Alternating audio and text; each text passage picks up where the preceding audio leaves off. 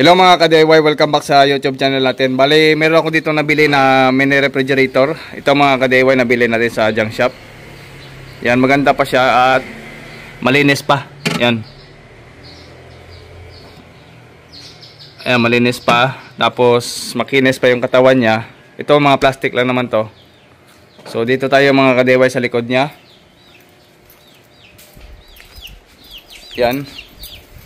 Bali, ito yung kanyang compressor. Nasa nasa 115 horsepower. So maliit lang ito mga ka-DIY, mini ref lang ito. Yan. So problema nito is binili natin tapos ayaw gumana. Yan. So pagkapag ayaw gumana, pwedeng may problema yung ating yung relay natin at yung kanyang overload, or ito sira na yung ating compressor. Sira na yung compressor kapag ayaw gumana. Pero tuturo natin sa inyo step by step kung paano mag troubleshoot ng mini rep or kahit yung mga basic na mga rep na malalaki, parehas lang yan. So saksak muna natin dito. Saksak natin. Ito yung kanyang yan, saksak natin dito. Yan. Tapos ayaw mag-start yung kanyang compressor. Yan. Ayaw mag-start yung compressor na. So naririnig nyo. So ayaw mag-start. So dito naman naka-off pa siya. Ibig sabihin hindi talaga mag-on yung compressor kapag naka-off yung ating thermostat. Yan. Mali, meron pa tayong ginagawa dito sa labas yan, no? Pero ito lang muna unahin natin. I-share ko sa inyo kung paano mag-repair na ganito. So kapag ayaw mag-start, pwedeng ito yung problema natin, yung kanyang thermostat or yung kanyang thermostat switch sensor para sa lamig. On natin. Yan, nag-on na. Pihitin natin sa coldest dito. At obserbahan natin sa likod kung umandar yung compressor o hindi. Close natin. Yun, napakaganda pa ng katawan.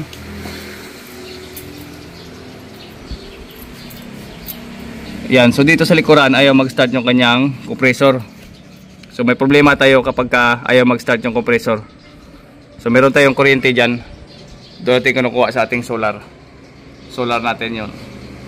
Doon natin kinukuha yung ating kuryente ito. Yan. So bali, yun lumagatik. Ibig sabihin parang nag-ampere siya at lumagatik. So bunutin muna natin. Dito. Yan. Lumagatik. Nag-high ampere yun kapag gano'n, nag-high ampere yung compressor nun kapag lumagatik, ayaw mag-start. So kapag ayaw mag-start, pwedeng problema yung ating thermostat, pwedeng may problema tayo dito sa ating starting relay. At sa overload yan, tanggalin lang muna natin yung pinakatakip. Dito sa itaas mga ka-DIY, ito yung kanyang overload protection yung kanina. Parang lumalagatik siya, ibig sabihin ito yun. Kapag may lumalagatik, ibig sabihin nag-high ampere yung ating compressor. Yun, lumagatik na naman. Ibig sabihin, napasukan ito ng power.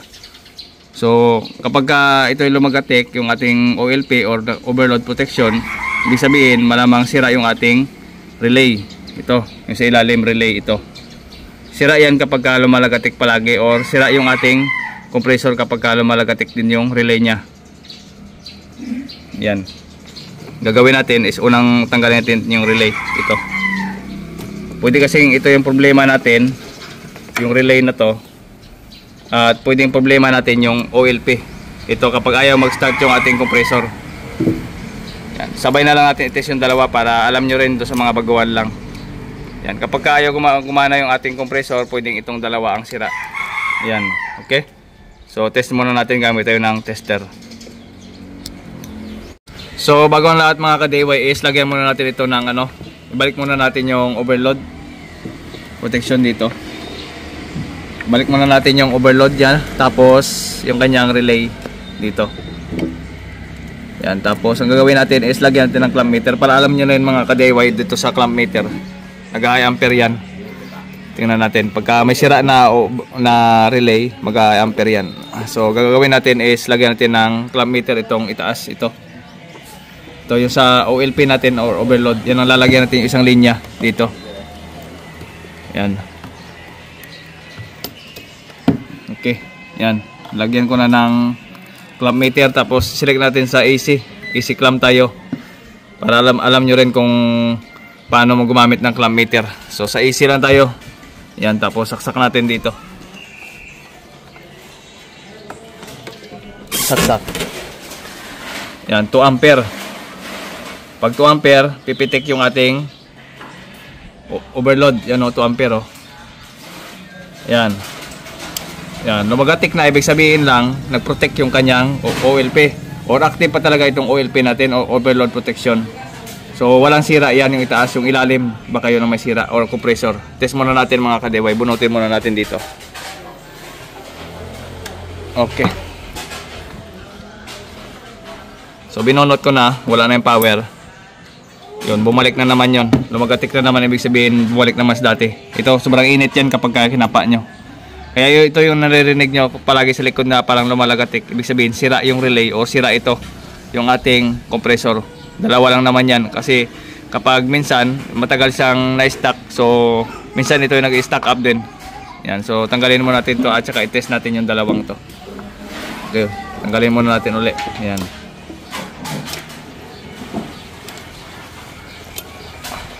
So ito mga kadeway, bala ito yung ating analog tester. I-set nyo lang sa X1 dito. Tapos i-zero nyo yung tester. Gaya nito. X1. Para ma-reading natin. Yan, 0 tayo. Yan. Dito sa kanyang overload protection is may contact. Dapat ito may palo. Kapag walang palo ito, ibig sabihin palitin na yung ating OLP. So yan may palo mga kadeway, ibig sabihin buo yan. Yan. Okay. So buo pa itong ating overload protection kasi lumalagatik pa siya kanina. Dito sa kanyang relay, yan, walang palo. Ibig sabihin lang, sira ito. Kapag pumalo ang relay, kapag tinester nyo at pumalo dito hanggang 0, ibig sabihin, sira din yun. Sira din yung relay. Pumapalo, pero dito sa 0, pumunta. Ibig sabihin, short yun. Short ang PTC nun. So, sira yun. Pagka ganito naman na walang palo, sira din to. Yan. So gagawin nyo is papalitan natin to. Pag check naman sa compressor is ganito lang kapag analog yung gamit nyo. Kapag digital naman yung gamit natin, ang gagawin nyo lang dito sa relay na to, kailangan meron kayong reading na 10 ohms, 15, 33, 30 ohms, ganun. Kailangan may palo din kayo ng, kailangan sa digital is may palo din kayo sa dito 20, 10, 15, 20, 30 ohms. Kailangan nakaka-reading tayo ng resistance sa loob nito kasi ang loob nito is PTC. Kailangan merong resistance. Yun lang. Kapag nag-0, sabihin short, kailangan meron tayong makuha ditong reading or resistance reading. Okay? So ito yung papalitan natin. Sa compressor naman, mag-check ka nito. Kailangan ito ay may palo yung tatlo. Yan. Ito. Ito. Tawag na CSR or Common Starting Running. C is Common. S naman itong sunod. Ito. Common, Starting, at saka Running. Pag LG naman, baliktad. Common, Running, Starting. Pagka ganito, mga common na mga compressor, Common, Starting, at Running. Sa LG naman, Common, Starting, at Running, baliktad. Okay, so kailangan ito ay may palo din sa tester or may resistance reading. Yan, so medyo mahirap yung natin posisyon. Ang mag-reading nito is Common to Running. Kailangan may suka tayo. So hindi na natin i-reading muna, lagyan muna natin actual kasi nga mahirap yung posisyon ng anong tester natin, hindi makita. Yan, kaya lang muna natin siguro dito. Yan, dito. At saka dito. Common to Starting. Yan. Common to Starting, naka-reading tayo. Yan. Sa 15 ohms. Ito naman, Common to Running. Kailangan meron din. 30. 30 plus. Yan. 30 plus 15. Kaya kailangan nyo ng sukat natin dito sa dalawa sa ilalim. Yan, kailangan magkatugma yan. So yan ang reading natin mga kadeway sa 50 ohms. So it means is good pa yung compressor natin. So dito tayo mag-check sa body ground kung grounded yung compressor. Dito yung kakabit natin sa tanso niya. Tapos dito naman sa mga terminal, kailangan walang palo yan. Pag may palo yan, it means sira yung ating compressor motor. So walang palo, ibig sabihin good yung ating compressor. So gagawin natin ngayon is palitan natin to. Yan, possible din na ayaw mag-start yung ating compressor kung ito ay good. Tapos good naman yung motor. Ang sira naman yung ating thermostat, yung kanina yung pinipihit natin sa loob. Kasi yun ang nagsisense sa lamig, yun ang nag-automatic off sa ating compressor dito. Doon din nakasalala yung compressor natin sa thermostat dito. Pwedeng sira yon, kapag sira yon, hindi aandar yung ating compressor. So gagawin natin is ito, papalitan natin actual. Okay, so sira ito, possible na mag high ampere yung ating compressor.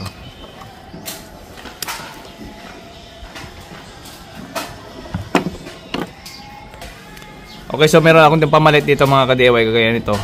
Yan, relay din ito mga ka-DIY. So kailangan pag bumili kayo ng replacement na relay, dito na side yung ano natin, yung running, kailangan dito rin yung running natin. Pag CLG kasi yung running niyan is dito sa kabila. Okay, so ibang brand naman to, kaya common talaga nandito yung kanyang running. So palitan natin, reading muna natin kung ilang ohms to. Yung relay natin kung ilang ohms. Yan, X1 lang yung pang test nyo. Testing natin. Ayan, meron tayo nang nakuha ang 15 ohms. Ito, tinusok natin sa dalawang butas. Yan ang reading, oh, nasa 13 ohms. So good pa ito mga ka-DIY, okay pa yan, nasa 13 ohms.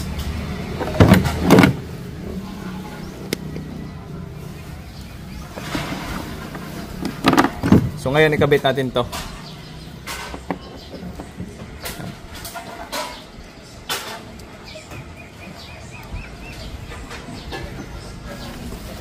Tapos lagay natin to sa pinaka compressor natin dito.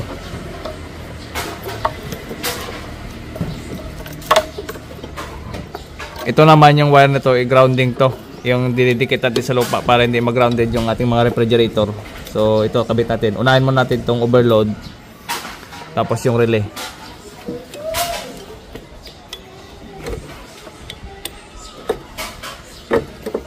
Next is lagyan natin ng clamp meter para ma-reading din natin kung nag-high ampere pa ba o hindi na. Yan. Then isaksak natin. Tingnan natin kung mag-high ampere pa, kasi kanina nasa 2 amps yung ating na-reading, ibig sabihin high ampere yon. Kailangan nasa point lang ito, nasa 0.8, 0.9, 0.7, 0.5 lang dapat yung resistance.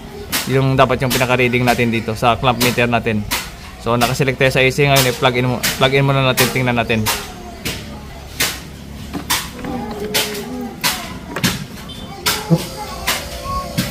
Yon.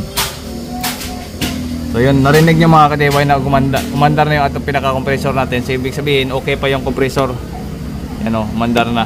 Nasa 0.4 na lang, 0.5 yung ano natin, reading natin sa clamp tester natin. Ibig sabihin normal yung ating compressor. Yan o, uminit na. Ibig sabihin kapag uminit to, may karga pa tayong preyon or may laman pa siyang preyon kapag uminit itong ating high side or high pressure side. Ito namang side dito, ito naman yung ating low pressure side, yung return sa compressor, at ito naman yung buga ng compressor, high side at low side. So normal yung reading natin, hindi na siya nag 2 ampere, naging 0.4 amps na siya. So it means is good pa yung ating compressor.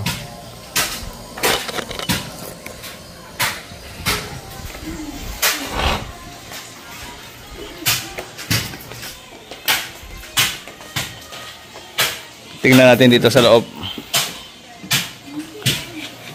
Yan.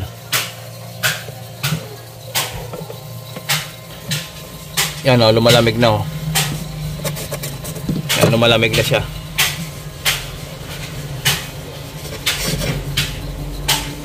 Lagyan natin ang temperature gauge mga ka-DIY para alam nyo rin na lumalamig siya. So wala pang butas to, swerte natin mga ka-DIY, nabili natin ng mura lang. Ayan. Meron tayong temperature na dito sa ambient temperature natin is nakukuha tayo ng 32 degrees Celsius. So lagay natin dito sa ano para alam nyo rin na lumalamig siya. Dito, lagay natin sa palamigan sa evaporator natin. Yan. So ngayon is yan, titingnan natin kung bumaba yung temperature niya para alam nyo rin na lumalamig at gumagana talaga yung ating ginawa. Ayan. So 24, mababa na. So mamaya-maya. So yan, gumagana na yung compressor natin. Yan. So yung compressor natin is maganda yung tunog, ibig sabihin is working. Properly talaga yung ating compressor kapag ganito. At aside naman do sa pinalit natin kanina na overload protection at saka relay, yung ganito, yan. Meron tayo yung 1/3 horsepower at meron din tayong mga ganito, mga sample. Pamalit natin o pang replace dyan, 1/6 horsepower o 1/3. Basta yung size ng makina, kapag magpapalit kayo lalong-lalo na sa overload protection natin or OLP or relay, kailangan match sa compressor kasi kapag magpalit kayo ng ganito at hindi match, ang tendency masisira lang yung inyong compressor. Masisira yung compressor nyo lalo pag mag run out o nasaksak nyo bigla tapos nabunot nyo, sinaksak nyo uli. So hindi kayang i-trip ng overload yung compressor natin. So kapag masira yung overload at saka yung relay, kailangan match talaga yung ilalagay nyo. Gaya nito. Yan, ito ay 1/6 ata to. 1/3 horsepower na spare parts natin para sa overload tsaka relay. So kailangan ilalagay din natin ito sa 1/3. So hindi natin pwedeng ilagay ito sa mga 115, 1/8 sa mga mababang horsepower. Hindi na natin kailangan itong ilagay natin. Pareho silang itsura pero may pagkakaiba sila sa horsepower. So hindi talaga natin kailangan ilagay ito na replacement. Kasi nga ang tendency masisira yung ating compressor. Yun mga ka-DIY, kaya tinuturo natin yung mga ganito para magkaroon din kayo ng idea. So yun 1/3 horsepower na compressor ang bagay dito sa ganitong setup. So ito naman is 115 horsepower. Yan, kailangan 115 horsepower din yung gagamitin natin na OLP kapag masira yon. So ang tendency lang naman nasira yung relay. Sa relay naman wala tayong question, kahit iba naman pwede naman yung medyo mataas-taas konti dito. Kasi ito is 115 horsepower.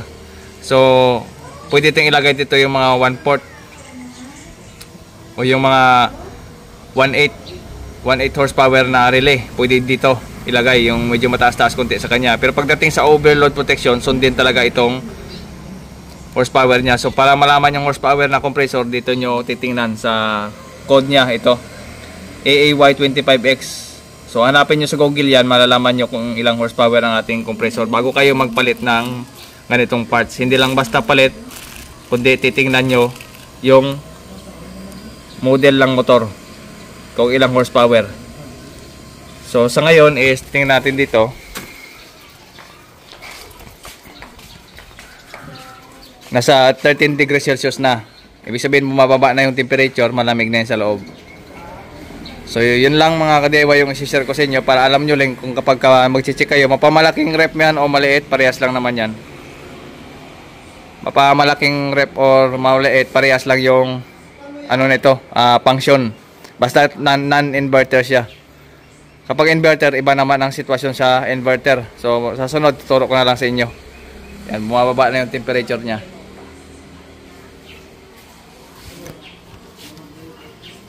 Diyan, malamig na Yan, dito kasi baba mag-testing. Malamig na, hindi dito. Yan. So hanggang dito lang ating video mga ka-DIY. Maraming salamat sa inyong panonood. This is GM Tutorial. Kitang-kita ulit tayo sa mga susunod nating mga video na kagaya nito. Bye-bye.